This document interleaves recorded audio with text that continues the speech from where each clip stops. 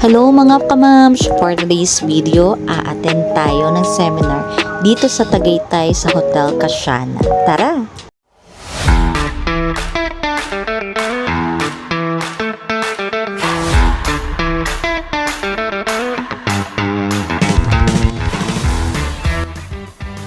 At nandito na nga tayo sa event center ni Hotel Kasyana. Pumila muna kami para sa registration. So after registration, pumasok na nga kami dito sa venue. Ang ganda ng setup na para bang a-attend kami ng kasal at hindi seminar. Char! Ganda ng chandelier nila ha. Parang gusto ko na lang maging chandelier kasi parang bongga. Pagkarating namin sa table, may blank paper at pencil na para bang kailangan talaga naming makinig ng ayos. Mapuno naman kaya ng notes tong blank paper na to. Pero syempre, bago natin pagganahin ang ating utak, may pa-breakfast sila. Syempre, kailangan natin yan para may energy tayo mamaya. Ito nga yung first serve nila, ang macaroni with garlic bread. At bago nga natin simulan ng lahat, kailangan muna natin magdasal para may gabay tayo sa buong araw.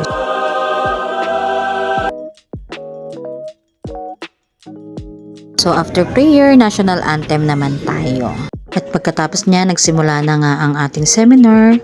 So focus mode muna tayo kasi kailangan natin magpanggap na nakikinig. Char!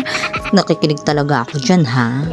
Kailangan kasi namin talaga makinig ng ayos kasi part to ng work namin. And refresher lang naman to kasi last seminar namin na-discuss na din to.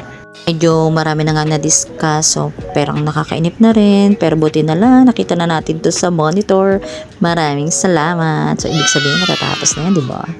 Char lang, kasi meron pa palang Q&A, guys. 2 hours later. At ito na nga, pinakahihintay ng lahat, ang pa-lunch buffet nila. So, ayan, pumila kami ng mahaba, ha? Para lang makarating dito sa table na tech. Kaso, pagdating namin dito, jaran! Naubusan na kami, mga mamshis, ng ulam. So, paano tayo na? Pero syempre, gagawa tayo ng paraan. Kaya, jaran! Na para bang malaking tao ang kakain nito sa dami ng nakalagay sa plato.